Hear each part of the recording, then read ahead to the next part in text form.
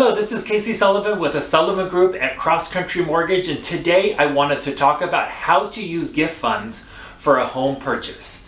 These gifts can really help your clients expand their purchasing power and can also really be a great option for some buyers to allow them to get into a home sooner versus having to save longer for a down payment.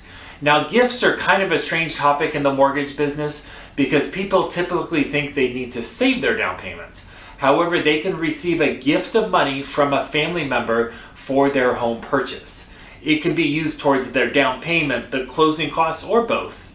And they can receive multiple gifts from different family members.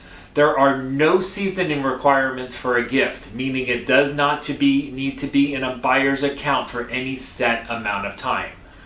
How the IRS sees gifts is best discussed with a tax professional, which I am not. Now, how do we document a gift? That's a very important question. So let's go over a couple key things that I want to make sure you know. All of this will be based upon a conventional loan, which is by far the most popular loan in America. First off, we need to know the relationship of your clients with their donor. Fannie Mae allows the donor to be a relative, which is defined as the borrower's spouse, child, or other dependent, or by any individual who is related by blood, marriage, adoption, or legal guardianship. They also allow for a fiancé or a domestic partner. Some loan programs have varied guidelines on the donor. For example, FHA is the most restrictive on what type of family members qualify, but they will allow somebody who has a close personal relationship to also give the gift.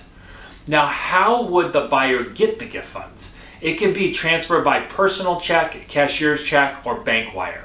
Actual cash or money orders are not allowed. If the money is provided directly to the buyer, then we have to see it deposited into their bank and wait for it to clear and show it as available money.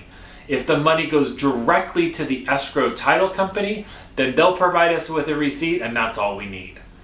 It's important for us to be able to document that the donor was the one gifting the money.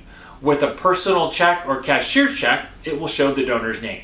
For a wire, the incoming wire receipt would also show the donor's name. This is important. For FHA loans, we'd also need a recent bank statement from the donor to show that they had the money to gift. But this does not apply on the more conventional loans. To document the family relationship, the amount of the gift, and the source of the donor's gift money, all parties, meaning the buyer and the donor, will complete a gift letter. This letter is provided by the lender, and it will also serve to confirm that the gift is not a loan and has no repayment. The gift cannot be a loan. The gift money can get received at any time. Some clients get the money in their account while they're still shopping for a home. Others wait until much closer to closing to receive the money. As a lender, we're okay with both. Sometimes this comes down to the family and how they choose to do it. If the donor is not local or not very fast with documentation, then I suggest doing it sooner. If the donor wants to wait until the end to gift the money, I'd always want the buyer to make sure that the donor has easy access to the money and there's no strings attached. We'd hate for the donor to change their mind if they didn't like the backyard of the home. So I hope that this video gives you some helpful information about gifts and how they work. And if you have any questions and want to go over a specific situation, please feel free to call or text me at 925-395-4212 or send me an email, casey@thesullivangrp.com.